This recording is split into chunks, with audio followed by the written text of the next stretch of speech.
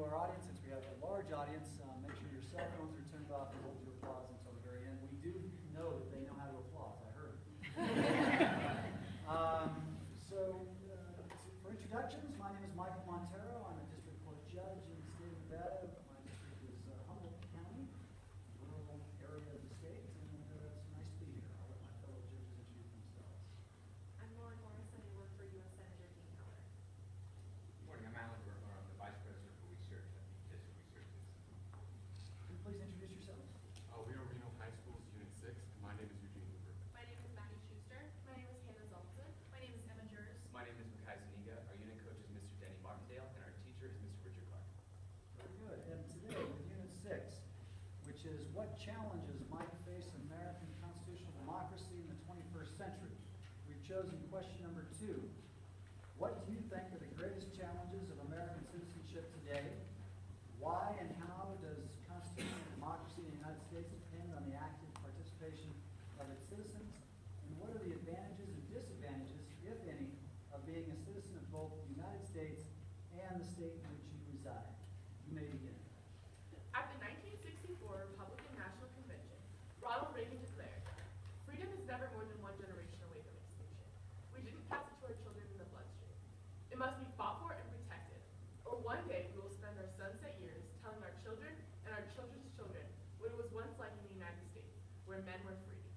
This careful cycle of educating the nation's youth on the importance of being an active citizen is a sacred process in preserving our constitutional democracy for another 240 years, taking into account 21st century interpretation. Advancements in technology require Americans to interpret meaning from the Constitution when dealing with digital privacy of citizens. It has become increasingly more common that the government violates personal privacy because there is a lapse of precedence and law due to the government's inability to keep up with expanding technology. This was made evident in the 2014 Supreme Court case of Riley v. California. It was ruled unconstitutional to seize the digital contents of a cell phone during an arrest, demonstrating how founding U.S. principles have evolved to keep up with an expanding digital presence. The Fourth Amendment of the Constitution confirms the court's ruling by ensuring that the right of the people to be secure in their persons, houses, and effects against unreasonable searches and seizures shall not be violated. Another major impediment to American constitutional democracy is the polarization of the American two-party system. Political theorist Robert Dahl is correct in stating that, in the apolitical strata, people are notably less calculating. Their political choices are more strongly influenced by unexamined loyalties and personal attachments. The 2016 presidential election demonstrates the drastic changes each party has made, with opposing parties placing more importance on winning the election rather than their country's needs. Despite the majority control of the House, Senate, and the presidency by the Republican Party, the residual effects of polarization will be felt throughout Congress and other government bodies. The 114th Congress has been reluctant to compromise on a national budget, struggled to fund Zika virus research, and is refusing to fill the Supreme Court vacancy created by the death of Justice Antonin Scalia. Active participation is a crucial part of a constitutional democracy in order to allow fair and accurate representation of all people through knowledge, attitude, and actions aimed at building and maintaining a democratic society. Section 1 of the 14th Amendment states that all persons born and naturalized in the United States and subject to the jurisdiction thereof are citizens of the United States and of the state wherein they reside. This places citizens not only under the federal law, but under individual state laws, which holds them accountable for being active members of their local and national communities. Only 51% of registered voters cast ballots in Washoe County in the 2014 midterm election, with statewide voter turnout down nearly 30%. This involvement must stem from the acceptance of universal human rights, disregarding differences in ethnicity and ideology, holding respect for the rule of law, and valuing the diversity of the entire community. Digressing from these core ideals will only result in self-destruction and the dismantling of our constitutional democracy.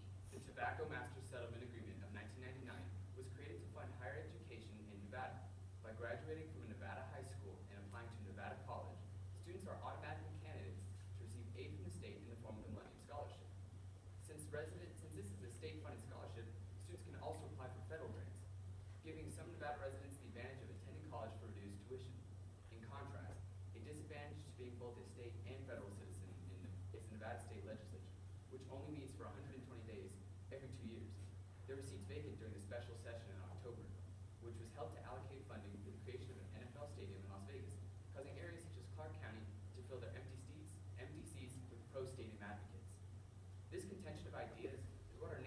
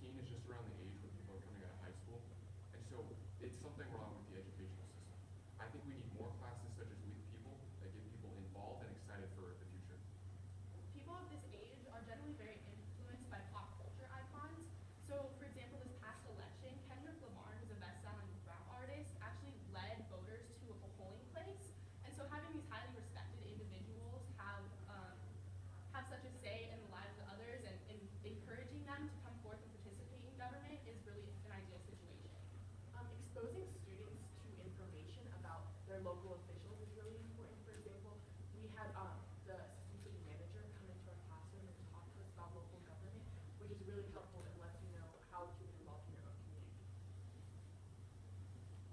Another way of getting involved in your community is, both locally, nationally, and even internationally, is through non-governmental organizations or NGOs. Why do you think democracies encourage participation of NGOs, while authoritarian governments often discourage that kind of participation? Well, this stems with American founding ideals that we are a nation of people who are equal under the law, as stated in the Declaration of Independence. But, for example, you, Gene, volunteered with Trump Rally, but last month I volunteered with Waukesha County One, an initiative to raise capital for local schools.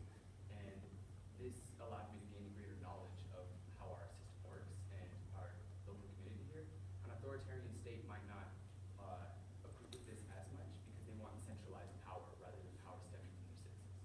Additionally, NGOs provide a voice to people who may not be able to give it themselves. So by bringing these governments to local, or by bringing these organizations to local levels, it allows those people to speak their minds without having to run for office or talk to their local governments. NGOs often allow people to speak against the government. For example, Amnesty International works really hard to stop the death penalty, which isn't our current American policy. So this allows for the use of freedom of speech to take place.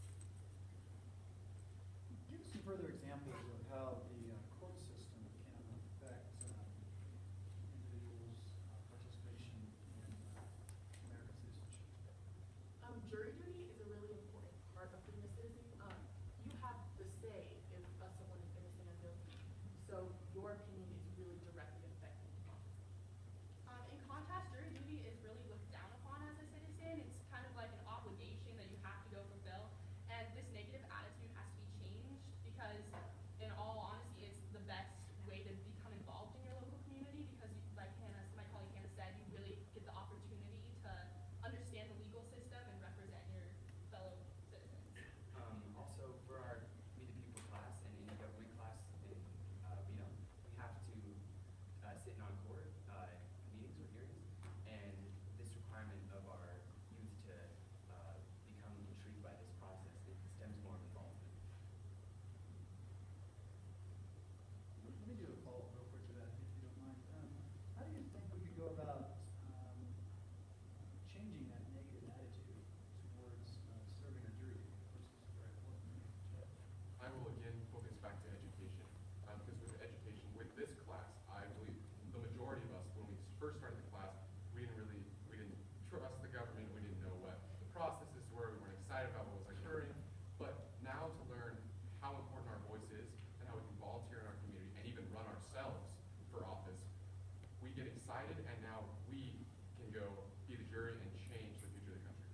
Like my colleague Eddie said, getting people excited about it is really the most important part. And so what we can do is to allow the people to realize that when you serve on a jury, you're changing the life of one person right away, and then multiple people in the future. Whereas by voting on a national level or even a local level, that may not ever occur. And so jury duty is most important, and we need to tell people that it is because you are directly influencing someone's life. Appealing to one's enlightened self-interest and to understanding that you could very well be in somebody's shoes if you would want a successful jury, or people who understand your position are able to rationally understand what you're going through. And so by appealing to people's enlightened self-interest, we can begin to understand how they feel.